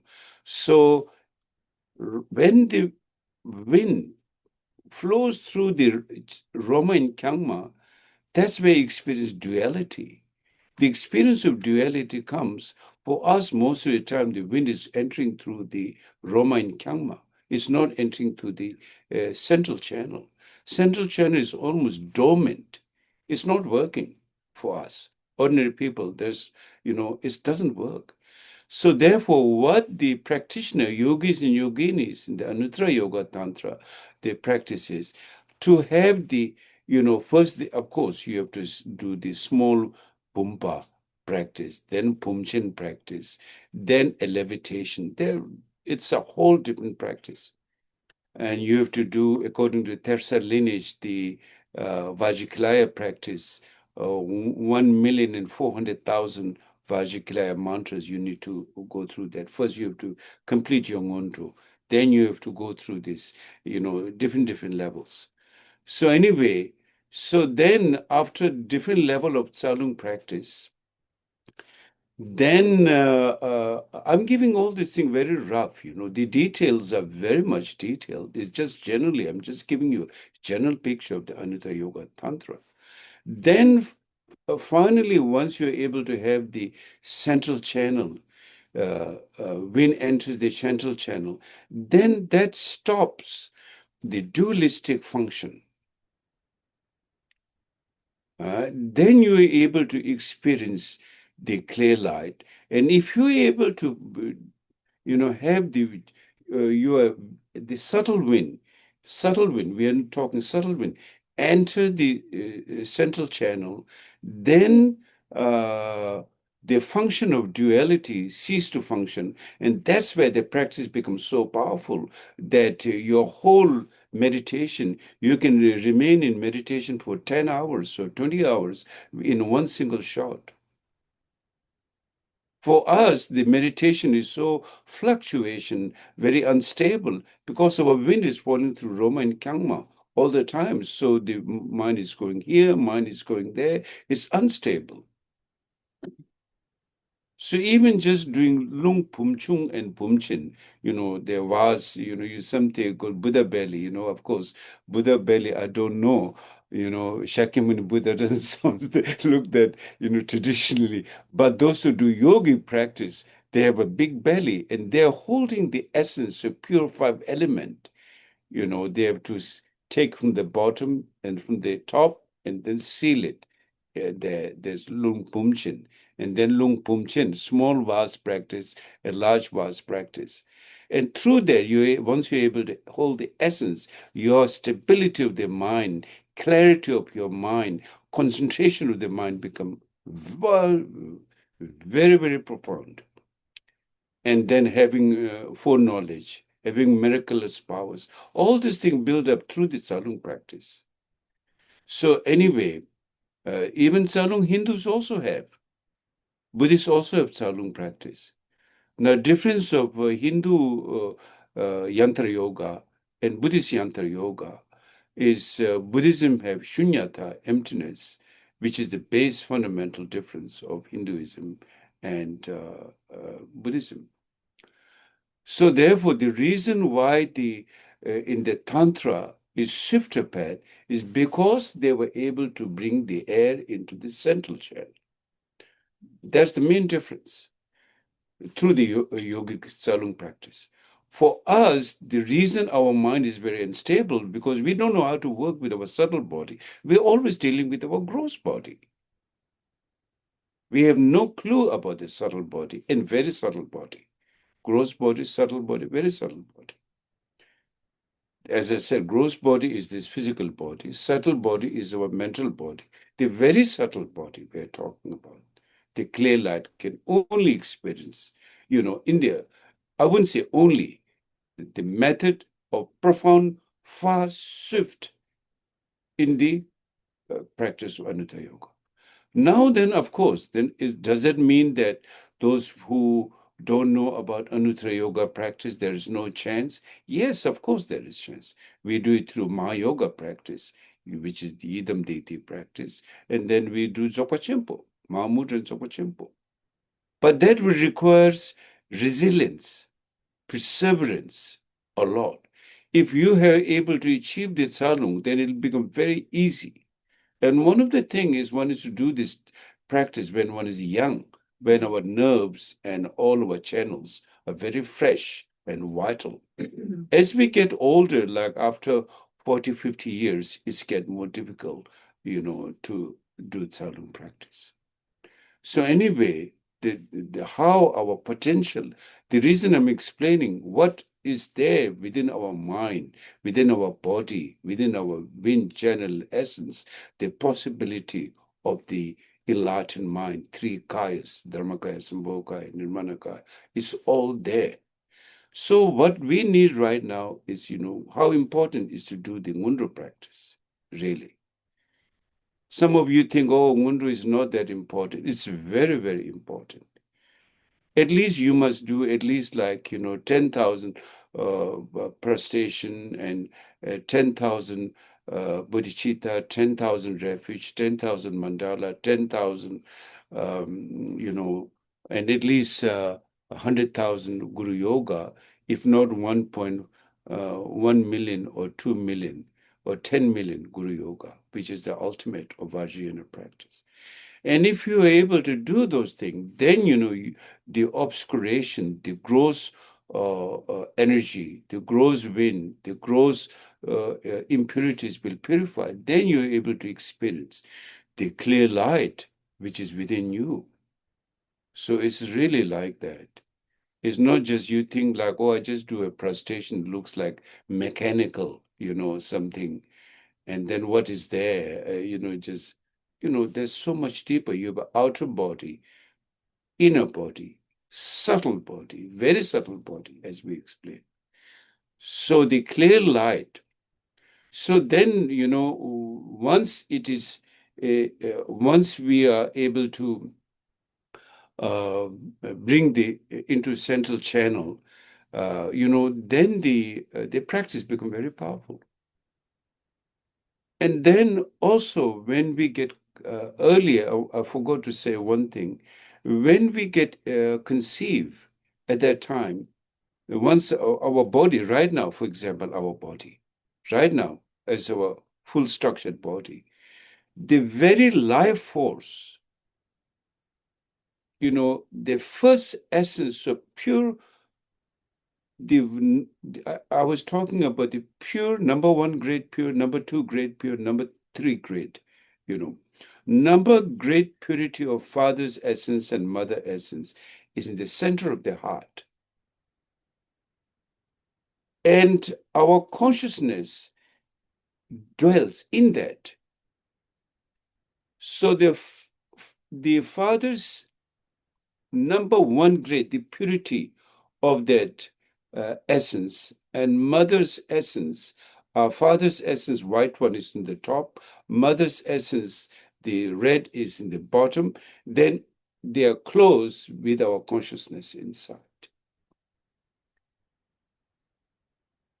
And then this second grade goes to the head, and mother's essence goes to the navel. Second grade. The first grade is in the heart. Therefore, heart is so important. If someone shoots in the heart, people die because your life force is there. The life force remain in their heart essence. So the first grade, second grade, third grade, those are the difference. And of course, there's so much more detail in the Tsalung practice, but generally it is like that. And then when we die, then again there's dissolution of all of white hung, then all the white meltdown and experience of whitishness, and with that many conceptual thought cease, and then mother's red essence, when it comes up to the heart level, then many conceptual thoughts with that cease to function, and when they both meet, then there's become a blackout, and then and right after that, then the true enlightened mind shines to everyone, but it's so fast, like a split second. Only those who recognize the nature of the mind during this lifetime can realize, and then they go through called Tukdam practice, state of Tukdam, remain in meditation. That I witnessed, I heard about this, and I witnessed with Chhoje Rinpoche the last year, like 2 years ago, I guess. When Rinpoche passed away, I was in Delhi with him, and like about at midnight, he passed away. And according to Tukdam, first they die ordinarily. Then, when then at that moment of the clear light begin to manifest, their body becomes straight. And they remain in like such a peace arises at that time. Everyone experience. Like normally ordinary people, when they die, there's a lot of, sadness and crying, and as we all know how we go through sadness, and loss and all this. But when an enlightened being, when they passed away, of course we do feel a loss. But then right around that, there's no in your mind, you feel so joyful and so blissful and so happy. And not just me alone, Pamela, and there was, other people coming. They all say, like, wow, it's just like there's a celebration experience than like a loss or suffering like that. And even physically, doctors say, medical doctors said, when you pull your flesh up, if it remains sticky up, then your mind is left. If the flesh goes back down right away, still consciousness is there. Now, clinically dead, most standard in the Judeo-Christian tradition, Hindu tradition, many traditions. Some tradition, if someone is dying, they take their body before someone dies quickly out. That's a lot of agony, I think, really. Before you're dead, you're treated like a dead. I think that could be very emotional, particularly, I think. It's not a good tradition. Some tradition do like that. Now, then if you take it right away, and if the consciousness is still remaining, then it's like you're burning if you cremate, you're burning a live person. And if you're burying the body, you're burying a live person. So therefore, one keeps it for 3.5 days at least. It could go quickly. To some, it may not last that long, but that depends from person to person. But the process is like that. So then, Rinpoche's body, flesh up, then we lock the door. And during the time, when Tukdam is there in meditation, one should not disturb.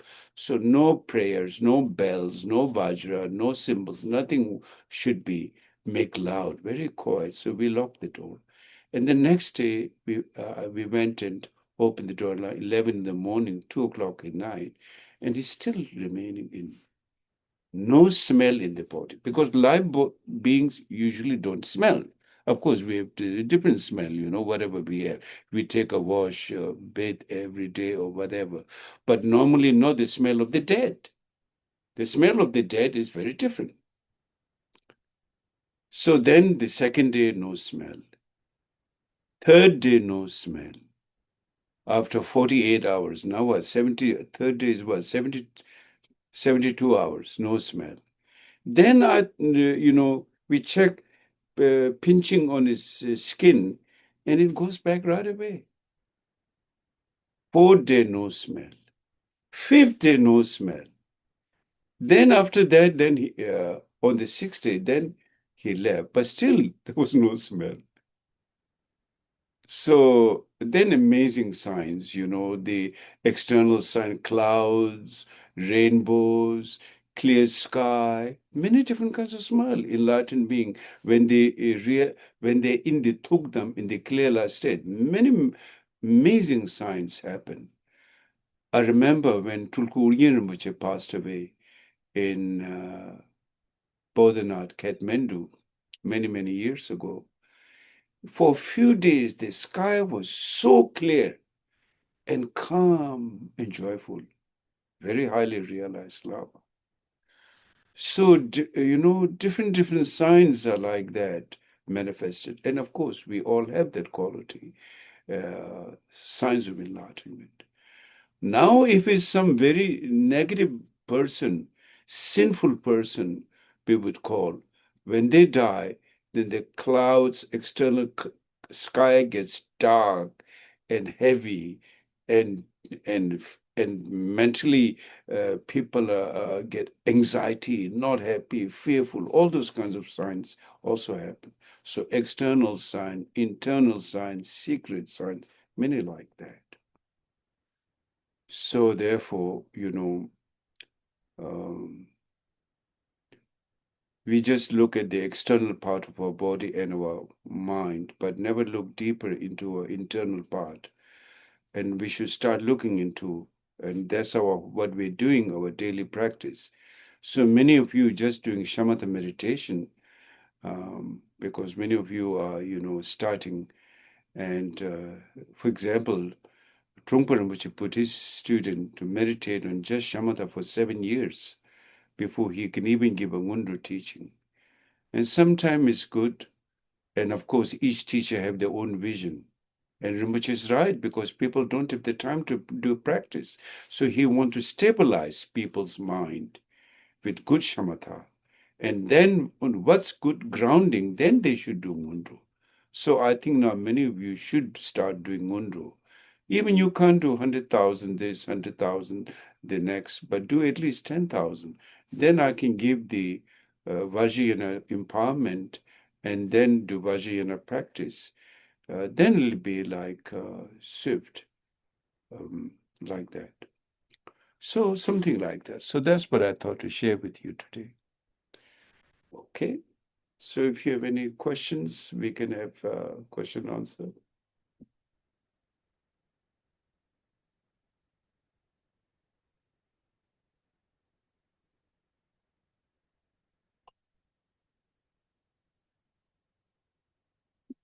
People have questions they can put in the chat.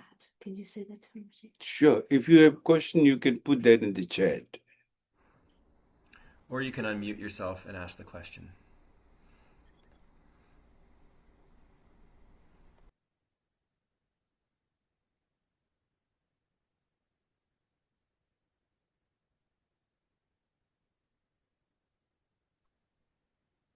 Hello.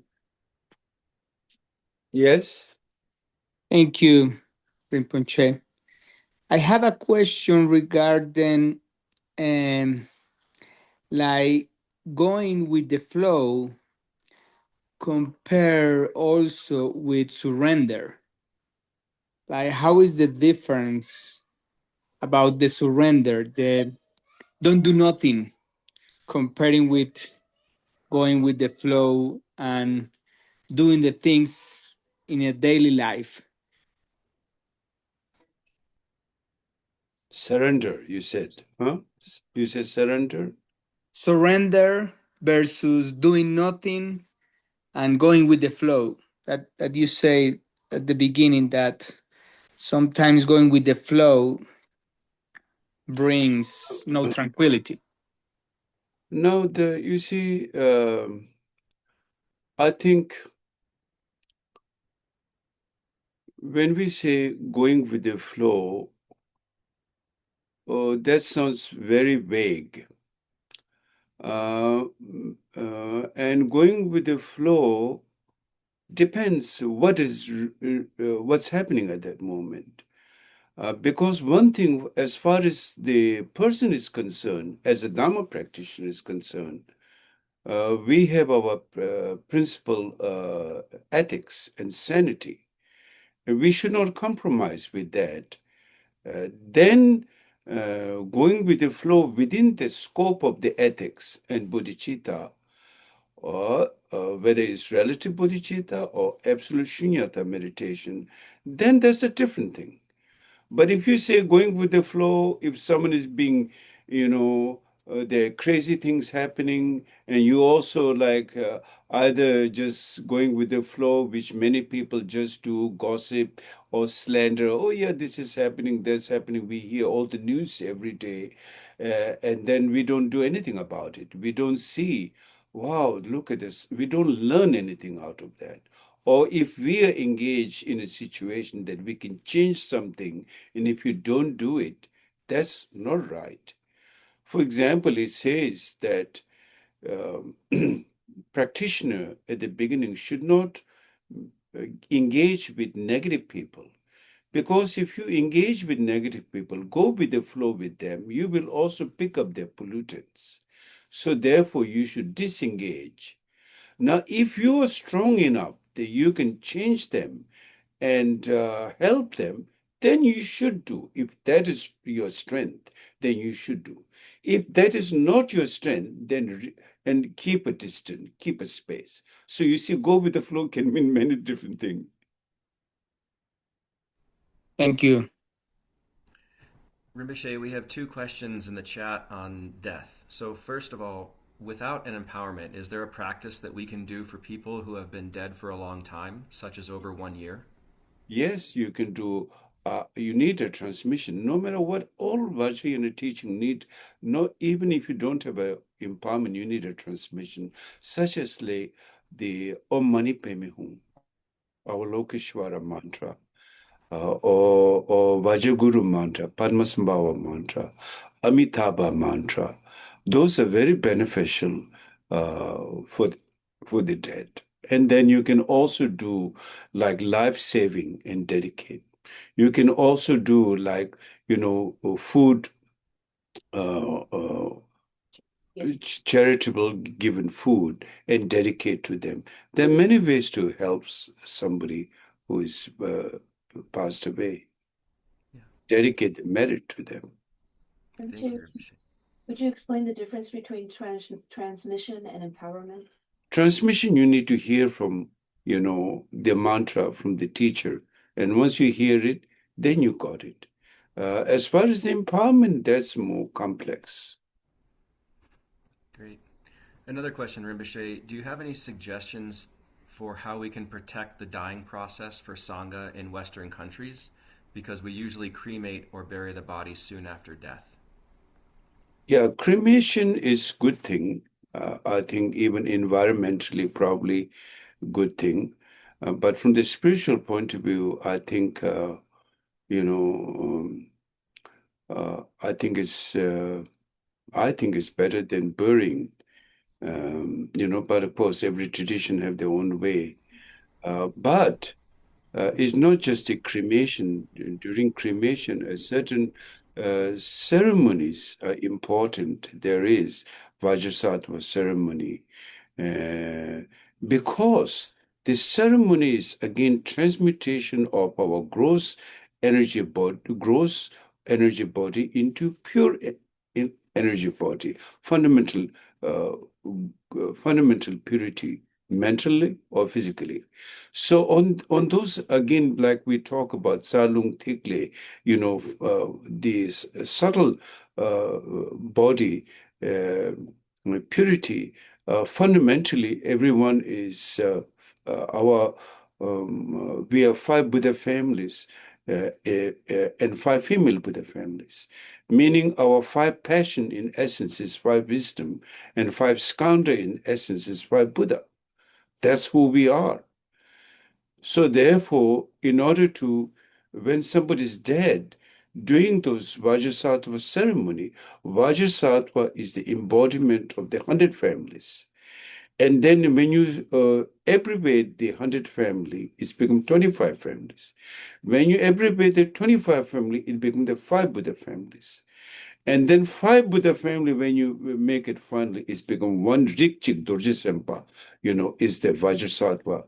1 family, which includes all family, is Vajrasattva. So therefore, the Vajrasattva ceremony is done. If you can't do it, people, in Tibet, in Vajrayana country, they sponsor the practice, and then the lamas would perform the Vajrasattva ceremony and give the empowerment to the dead, meaning they will summon the consciousness, and then there is a whole, drawing of a person, and then the consciousness is summoned to that, and then the 4 empowerments are given, purifying all the impurities, and then putting in the state of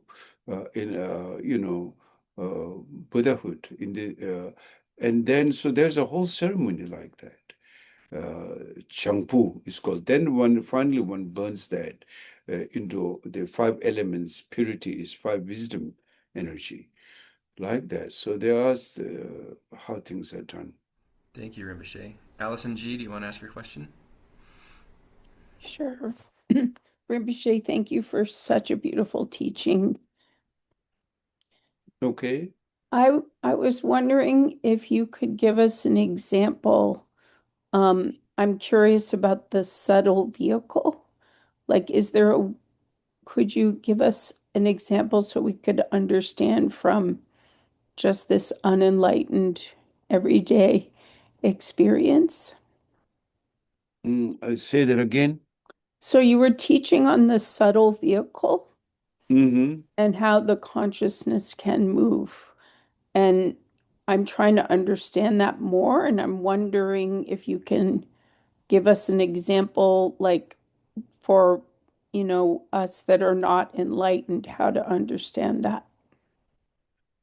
Now, the question again, the vehicle we choose, the impure vehicle or the pure vehicle, not in a sense impure vehicle. I'm not saying Bodhisattva vehicle is impure vehicle. Don't misunderstand that. What I mean is the general Buddhist sutra path. Sutra path is for being those who live in the impure phenomena, how they can gradually begin to work with their mind to the very essence of deeper, subtle body. So in order to reach the subtle body, they're working with the gross perception.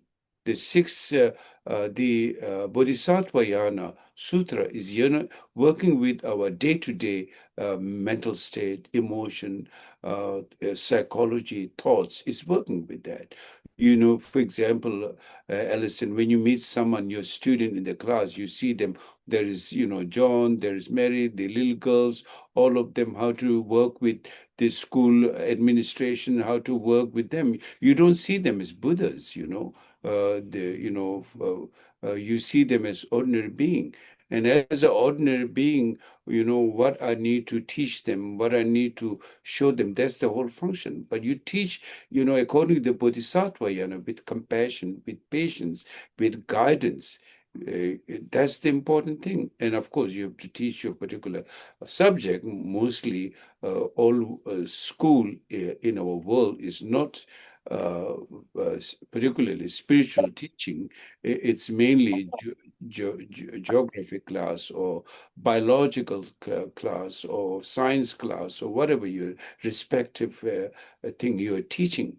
But then it's important as a Dharma practitioner, you should give them, showing some infusion of Dharma, that kindness, caring, love, respect. Those are important to instill in this way or that way. Not they just become like some kind of robotic state. Just give them, biology class or, history class or this, and then that's what most people do. And so therefore, they know a lot of subjects, but then they miss the essence, that is respect, love, and caring. So there's a lot of problem in our world today with parents when they go back. There are problem with parents, problem with the friends, problem with their family, all those things, issues. Then people get lonely. Then they take drugs. Then they do alcohol. All kinds of terrible things happen. One thing leads to the next. And that's because of no compassion, bodhicitta instilled in their mind. And that's important. And as far as yourself, you need to do that.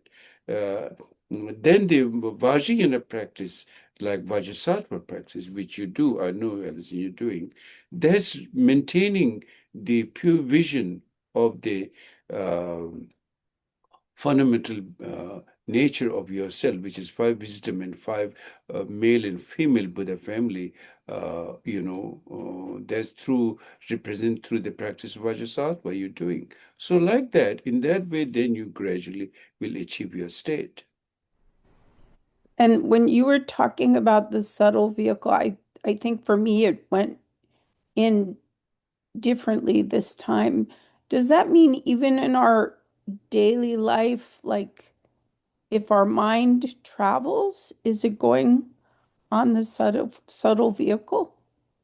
Subtle vehicle, what it meant, we talk about gross vehicle, subtle vehicle, and very subtle vehicle. Do you remember that?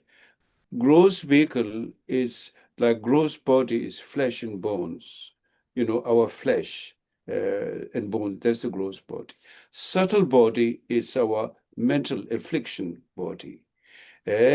all kinds of mental affliction body, gross or subtle, subconscious, gossip, whatever. There's all subtle body. The very secret body, it's our, it's the wind. According to the Anuttara Yoga Tantra, is the wind, the subtle wind is the body.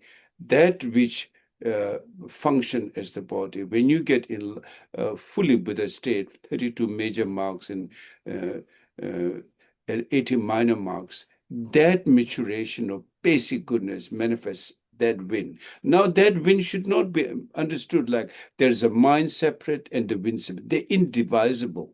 Indivisible. Your energy body is a very, very subtle energy body, which is called enlightened mind, with the nature. So therefore, when you're doing your Vajrasattva practice, they're all included in that.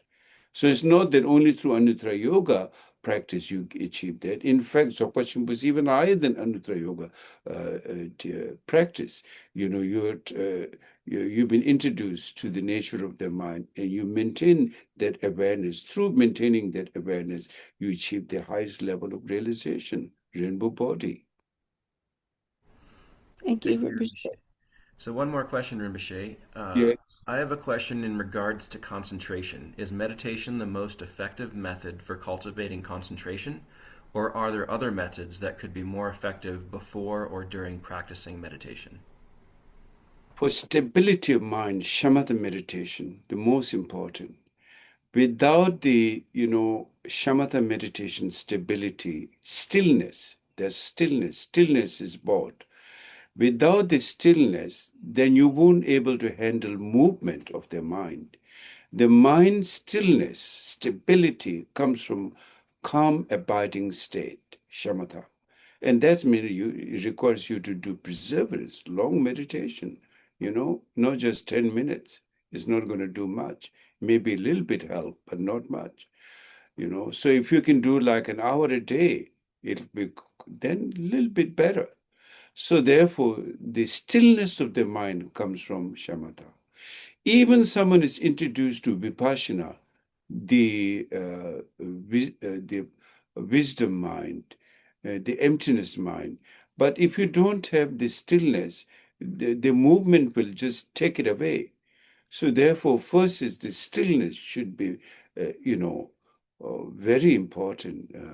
Like a yogurt, if the yogurt jello is not formed, then it'll be just like watery milk. You need to know how to have the right kind of, how to form the jello-ness. The jello-ness is the shamatha meditation. Then you can enjoy the yogurt, vipassana. Thank you, Rinpoche. Those are all the questions.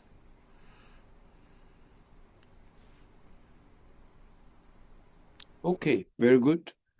Then all of you, please every day, be diligent to your Dharma practice. It's for your own good, it's the most important thing. You have a body and you have a mind, and you need to take care of them both equally for you to live long and not physically healthy alone, but inner happiness, inner healthiness, and finally achieve realization.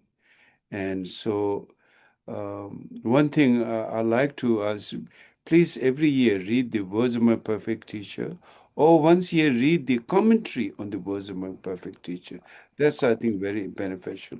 And read the life story of the great enlightened being, such as, how the renunciation happened to Milarepa.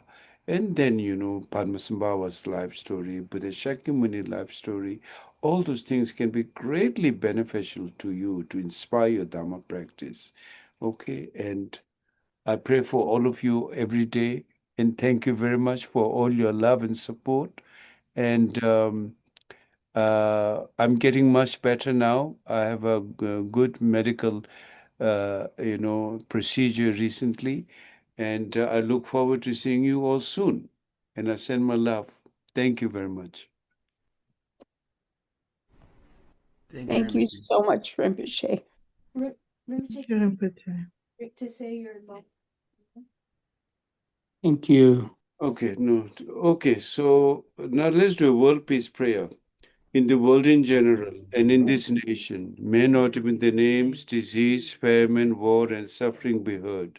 May virtues, qualities, and merit and prosperity greatly increase, and may continuous good fortune and sublime well-being perfectly rise. In the world in general, and in this nation, may not even the names, disease, famine, war, and suffering be heard. May virtues, qualities, and merit and prosperity greatly increase, and may continuous good fortune and sublime well-being perfectly rise. In the world in general, and in this nation, may not even the names, disease, famine, war, and suffering be heard. May virtues, qualities, and merit and prosperity greatly increase, and may continuous good fortune and sublime well-being perfectly rise. By this merit, may all beings gain omniscience, thus defeat the neuroses and negative action, which are the enemies, from the turbulence, waves, birth, old age, sickness, and death. In the ocean of cyclic Ocean of existence, sorrow. may all beings be liberated. Thank you. Could we do the long lecture? No, it's fine. It's Okay. important. We should No, do you're, no, do not.